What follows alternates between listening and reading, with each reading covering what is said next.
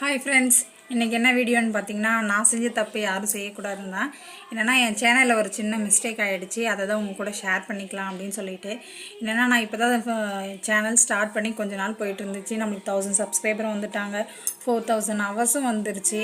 அதெல்லாம் மானிட்டேஷனுக்கு அப்ளை பண்ணலான்னு சொல்லிட்டு 3000 வாட்ச் ஹவர்ஸ்க்கு அப்புறமா நமக்கு ஒரு செகண்ட் ஸ்டெப் வெரிஃபிகேஷன் ஒன்று வரும். அதுக்கு அப்ளை பண்ணியிருந்தோம். அப்போ ஃபஸ்ட்டு செகண்டு அது இவ்வளோ ஓகே ஆகிடுச்சு. தேர்டு வந்து வெரிஃபிகேஷன் ஆகும்போது எனக்கு வந்து ரிப்பீட்டட் கண்டென்ட் அப்படின்னு சொல்லி வந்துடுச்சு.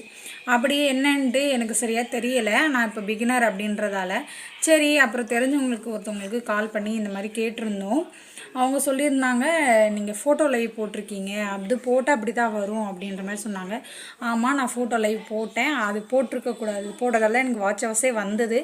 அந்த ஃபோட்டோ லைவ் போட்டதால் நமக்கு ரிப்பீட்டேட்டிவ் கண்டென்ட் அப்படின்னு சொல்லிட்டாங்க. அந்த ஃபோட்டோ லைவ் மொத்தத்தையும் இப்போ நாங்கள் டெலீட் பண்ணிட்டோம். அதே மாதிரி ஒரு 2-3 வீடியோவுக்கு மேலே ஒரே மாதிரியான தம்ப்நெயிலும் வைக்கக்கூடாது அப்படின்னு சொல்லியிருந்தாங்க. அதனால் அதுவும் ஒரு 2 வீடியோவுக்கு வச்சுருந்தேன், அதையும் எடுத்துட்டேன். இப்போ எனக்கு வாட்ச் ஹவர்ஸ் எல்லாமே கம்மியாயிடுச்சு. இப்போ மறுபடியும் நான் வாட்ச் ஹவர்ஸை இன்க்ரீஸ் பண்ணி தான் அதுக்கு அப்ளை பண்ண வேணும்.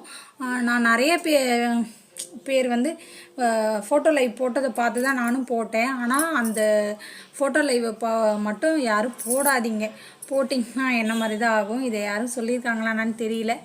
நான் சொல்கிறேன், என் சேனல் எனக்கு ரிப்பீட்டட் கண்டென்ட் சொல்லி வந்துருச்சு. ஃபோட்டோ லைவ் யாரும் போடாதீங்க. Thank you.